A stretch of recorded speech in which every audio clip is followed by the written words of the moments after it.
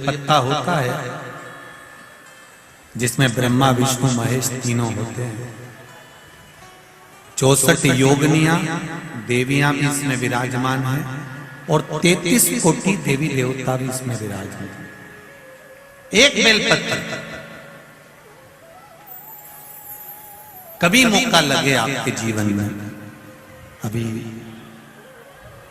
जब दुख तकलीफ कष्ट बहुता मात्रा में लगे, तब प्रयास करिए कि एक बेलपत्र का पत्ता अपने हृदय का भाव लेकर जब शिव मंदिर में जाओ, शंकर भगवान को जब भी समर्पित करो, तो पहले अगर कोई बहुत विषम स्थिति में फंसे हुए हो, बहुत कष्टमय परिस्थितियों में फंसे हुए हो, और निकलने के लिए एक बेलपत्री का पत्ता अशोक सुंदरी वाली जगह पर चढ़ाकर, जल चढ़ाकर उसी को शिव जी पर चढ़ाया जाता है और शंकर भगवान पर वो जल समर्पित कराया जाता है। जो कलश में जल है वो शिव। किस किस जगह पर चढ़ाना है? उसी पत्ते को पहले कहां चढ़ाना है? अशोक सुंदरी वाली जगह।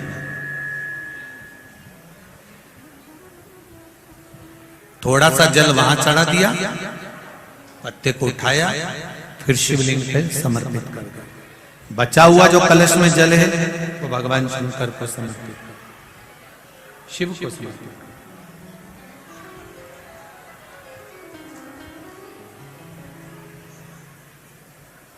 अभी रखो, कथा के विराम पर ले लें।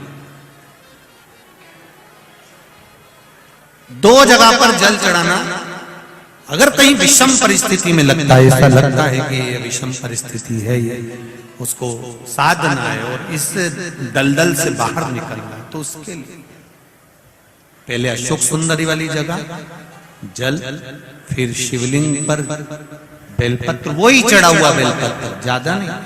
और फिर एक निवेदन करेंगे, अगर आप अलग से कोई बेलपत्र नहीं ले जा सकते हो, आपके पास में बेलपत्र नहीं है, शिवलिंग पे से बेलपत्र उठा लिया करो, उसी को धो के वापिस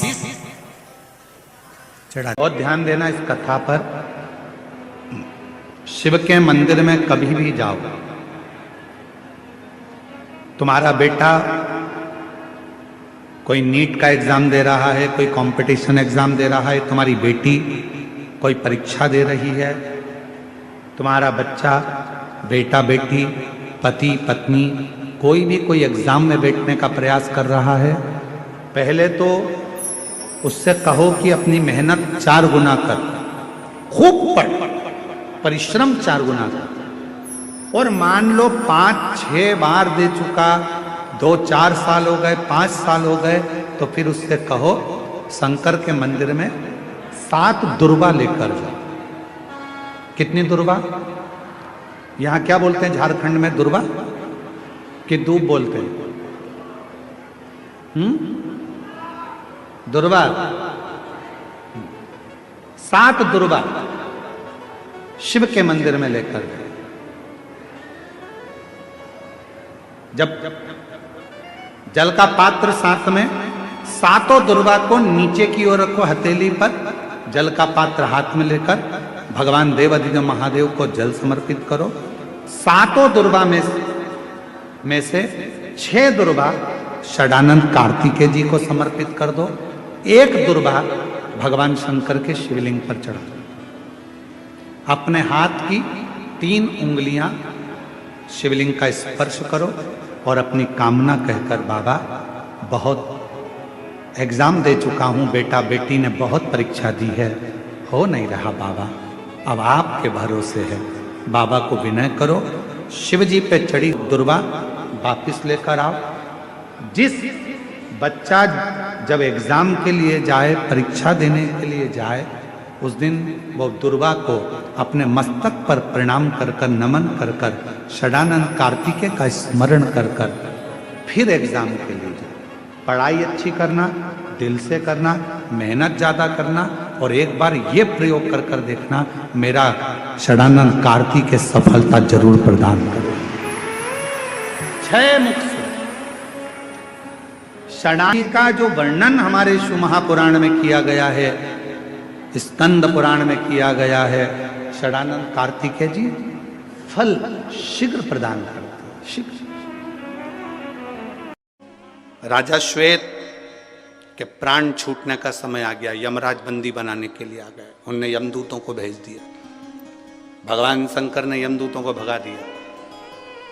राजा श्वेत के यमदूत जाकर यमराज से कहते हैं वो मरने नहीं दे रहे भगवान शंकर के गण। अच्छा, उन्होंने अपनी बेटी मृत्यु देवी को भेज दिया कि डायरेक्ट मार, डायरेक्ट। भगवान शंकर ने मृत्यु देवी को मार दिया। तब यमराज आ गया मारने के लिए, भगवान शंकर ने यमराज को पछाड़ दिया, मार। आज तक किसी ने नहीं सुना होगा कि यमराज भी मरता है। यमराज मर गया। सूर्य नारायण भगवान को चिंता लगी मेरा बेटा मर गया। सूर्य देवता हाथ जोड़कर बैठ गए भगवान शंकर के आगे, भगवान विष्णु के आगे, ब्रह्मा जी के आगे, मेरा बेटा मर गया। यमराज कुछ कृपा करो, मेरा बेटा तो अपने कर्म को कर रहा था, लिखा था उसके भाग्य में मरना, इसलिए उसको मौत देने के लिए गया था, मृत्यु देने के लिए गया था। फिर मेरा बेटा क्यों मर गया?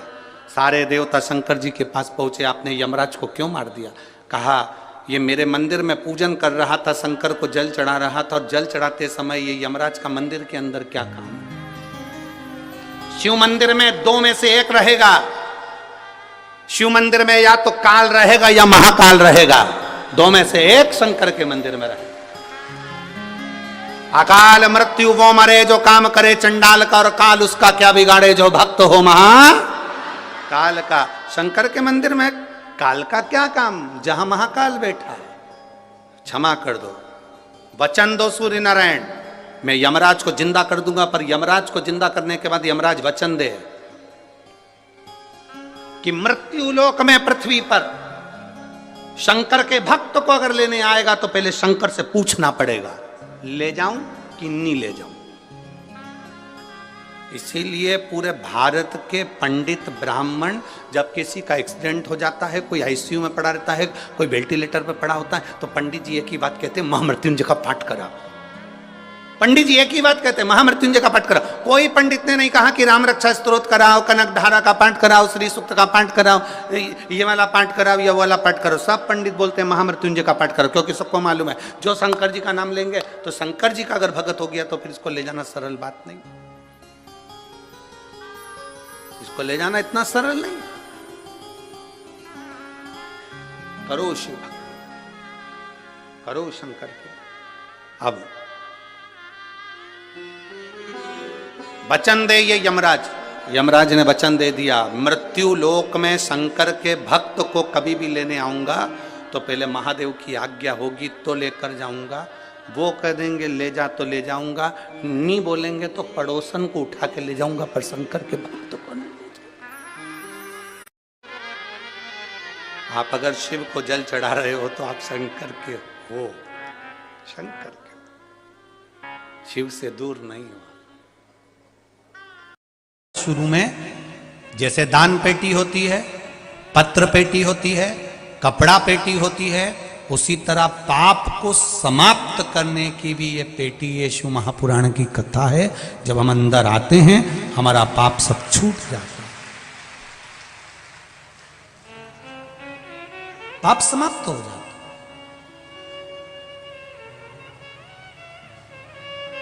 ये जितने भी लोग कथा सुनने के लिए आए हैं, जहां जहां से आए हैं, बड़े दूर दूर से, अपार गाड़ियों का ढेर लगा हुआ है। अपार का बल जब बढ़ता है, पुण्य का बल जब बढ़ता है, जरूरी नहीं कि आप दान करें तो ही पुण्य मिलेगा।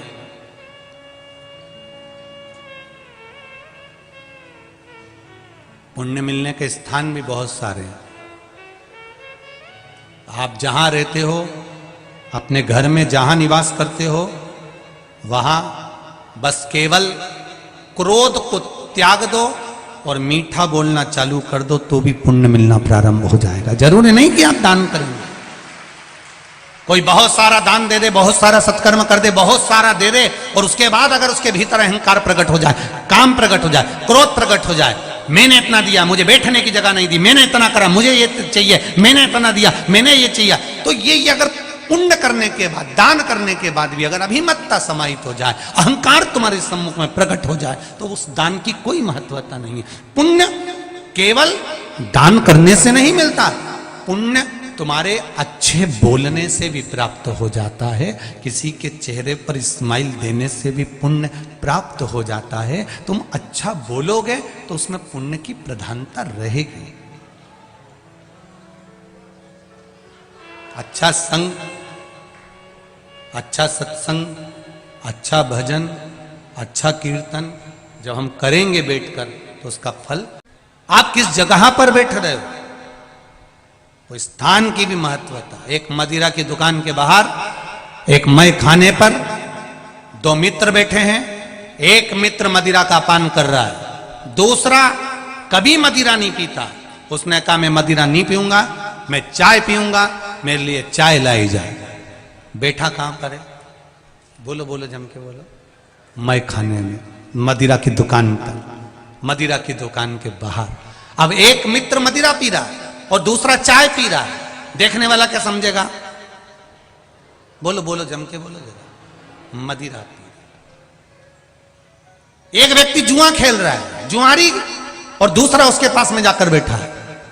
भले वो जुआ नहीं खेल रहा है, भले वो हाथ तक नहीं लगाए, भले वो गलत काम तक नहीं करे, पर पकड़ाए। लोग क्या कहेंगे, ये भी जुआरी। संगत का असर। एक कौवा मानसरोवर पर गया, हंस से उसकी मित्रता हो गई। कौवे को भूख लगी, हंस उसके लिए मोती चुग कर ले आया। हंस ने मोती दिया, ले खा। कौवा कहता है कि मैं मोती कैसे खा सकता हूं, मेरी चोंच टूट जाएगी, मैं खा नहीं सकता, इस मोती को मैं नहीं चुग सकता, मैं इसको नहीं खाऊंगा। कौवा कहता है हंस से कि मुझे तो केवल मांस के लोथड़े चाहिए, गंदगी चाहिए। हंस कहता है हम नहीं खाते, ना हम लाते, ना हम खिलाते। कौवा भूखा मरने लगा, वापिस जाने लगा। हंस से कहता है चल अब तू मेरे यहां चल। हंस को ले गया। कौवा शमशान में रहता था, बैठ गया बड़ के पेड़ के ऊपर। हंस भी बैठा। हंस भूखा था तो कौवे ने कहा कुछ खाएगा? हाँ भाई बहुत भूख लग रही। कौवा गया, मरा हुआ कुत्ता पड़ा था, उसका मांस का टुकड़ा उठा कर ले आया। ले हंस खा ले। हंस कहता है मैं जिंदगी में कभी गलत नहीं खा सकता, मैं मोती चुगता हूं, इसके अलावा कुछ भी मैं नहीं खाऊंगा। कितना नियम। हंस केवल मोती चुगता है। शेर खुद का शिकार कर कर खाता है, पर घास, बोलो बोलो जम के, नहीं खाता। पशु पक्षी अपने नियम से चलते हैं। केवल एक मनुष्य ही ऐसा है जो सामने आ जाता वही निपटा जाता है। पशु पक्षी अपने नियम से चलते हैं, जिसका जो नियम है वो करता है। मैं ये नहीं खाता तो नहीं खाएगा, चकवा ये नहीं पाता तो नहीं पाएगा, स्वाति नक्षत्र की बूंद ही चाहिए, भले मर जाऊंगा पर पानी नहीं पीऊंगा। शेर खुद का शिकार करेगा, बड़ा हुआ नहीं खाएगा। नियम तो नियम। हमारे क्या नियम है? हमने कौन से नियम धारण करे? हम कौन से नियम धारण करते हैं? एक व्रत रखते हैं तो उसमें भी हम 50 बार सोच लेते हैं आज मैं रोटी नहीं खाऊंगी, तो उसकी भी तैयारी करके रखी, साबूदाना खा जाऊंगी।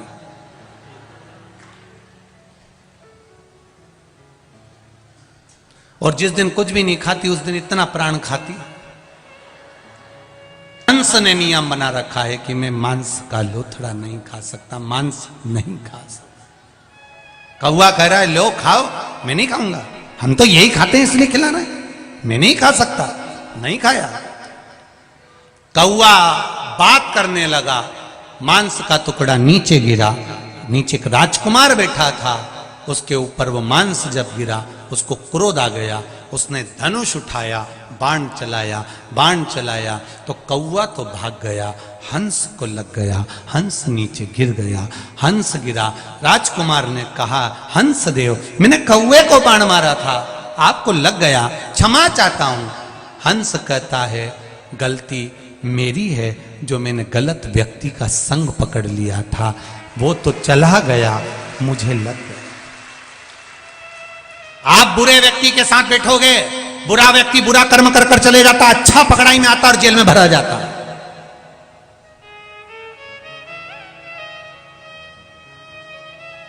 अच्छा व्यक्ति पकड़ाई में आता है और वो भरा जाता। बुरा गया, भाग गया। बुरा कर्म करने वाला ये जानता है कि कब क्या होने वाला, उसने तुरंत अपना बोरिया बिस्तर बटोरा, भाग गया। जो अच्छा था वो पकड़ाई में आ गया, वो गया तो गया, अच्छा धरा। ऐसे कई हैं जो बुरों की संगति में आकर अच्छा व्यक्ति आज तक सड़ रहा है संसार।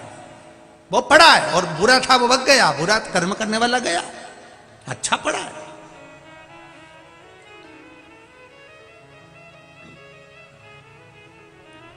मदिरा पीने वाले के साथ चाय भी पियोगे, उस दुकान में बैठकर, स्थान पर बैठकर, तो लोग समझेंगे मदिरा पी रहा। जुआ खेलने वाले के साथ, जुआरी के साथ बैठोगे तो लगेगा कि ये भी जुआरी होगा।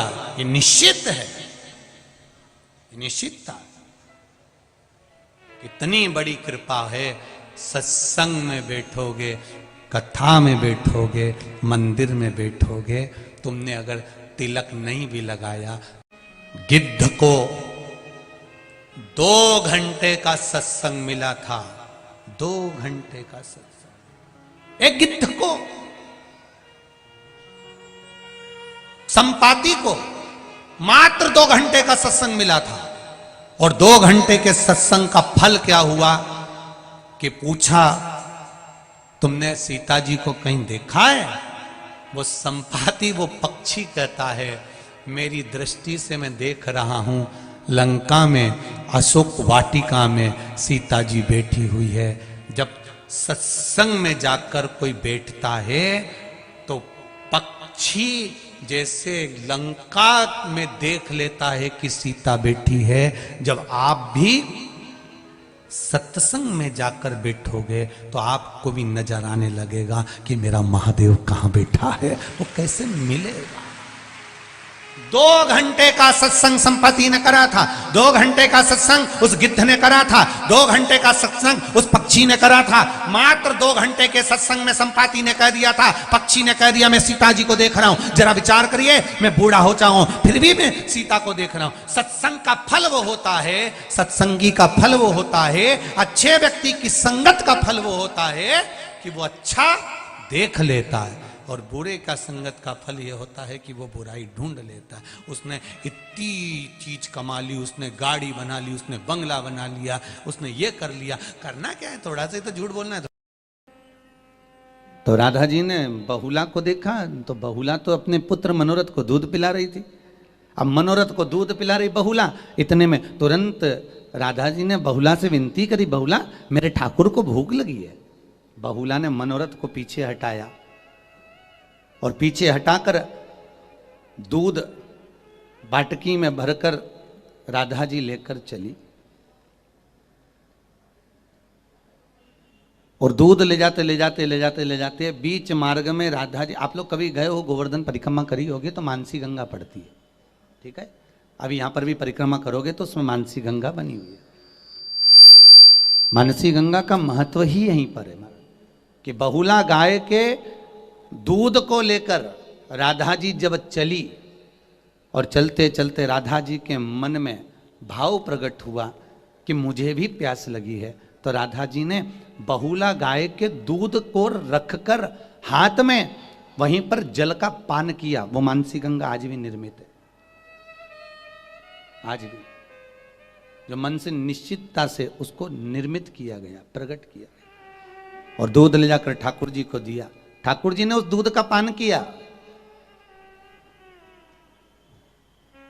और दूध का पान कर कर ठाकुर जी ने उस जगह पर उस दूध को शिला पर भी आनंद से समर्पित किया। आज भी वो शिला गिरिराज जी में विराजती है, संतान शिला। कौन सी शिला है? संतान शिला। जिस व्यक्ति को 20-20 साल तक औलाद नहीं हो, संतान नहीं हो, पुत्र नहीं हो, पुत्रियां नहीं हो, बच्चे नहीं हो, डॉक्टर कहे कि टेस्ट भी करवाइए, उससे पहले भागवत अपना चरित्र वर्णन करती है कि एक बार गोवर्धन नाथ जी की शरण में जरूर जाइए, वो खाली नहीं भेजेगा, ये पक्का है। गिरिराज बाबा की शरण में जाओ और संतान शिला पर जाइए। संतान शिला, गिरिराज जी में एक शिला ऐसी है जिस शिला के ऊपर जल चढ़ाया जाता है तो जल चढ़ाकर उसमें से दूध निकलता है। जिस शिला पर मेरे ठाकुर जी ने बहुला गाय का दूध छोड़ा था, बहुला गाय का दूध, अभी अपन आगे कथा में सुनेंगे ये शिला कहां पर विराजती। आज भी वहां पर जल चढ़ाते हैं तो दूध निकलता है, उस दूध को पिला दीजिए, 3 महीने के अंदर गर्भ ठहर जाता है महाराज। 3 माह के अंदर बहुला गाय का द्वारा निर्मित वो दूध ठाकुर ने उस शिला पर समर्पित कर, उसको संतान शिला कर, संतान महाराज। तो गोवर्धन नाथ जी का चरित्र आप सुनने के लिए बैठे हो, गिरिराज बाबा की कथा अगर आप सुनने के लिए बैठे हो तो स्वयं 10वें स्कंद में गिरिराज चरित्र का जो वर्णन किया गया, 33 कौटि देवता आकाश मंडल में खड़े होकर गिरिराज बाबा के सुंदर स्वरूप का दर्शन करते। एक लोटा जल चढ़ाकर बेलपत्री को शंकर जी से मांग कर कि बाबा ये तुम्हारी चढ़ी हुई बेलपत्र है, मैंने सुना है आप पर चढ़ी हुई वस्तु औषधि हो जाती है, मेरे स्वास्थ्य ठीक नहीं है, शरीर में गांठ पड़ गई है, शरीर में ये दुख है, घुटने में तकलीफ है, आप अपनी एक बेलपत्र औषधि बनाकर दे दीजिए, शिव जी से मांग कर लाओ, उसको प्रेम से खाओ, बाबा चाहेगा तो अमृत कर कर तुम्हारी जिंदगी को संभाल। हमें ना तंत्र आता, ना मंत्र आता, ना साधना आती, हम तो केवल शंकर को जानते हैं और वो भी पूरा नहीं जानते। संसार में जो पैदा हुआ वो परमात्मा को कैसे जान सकता है?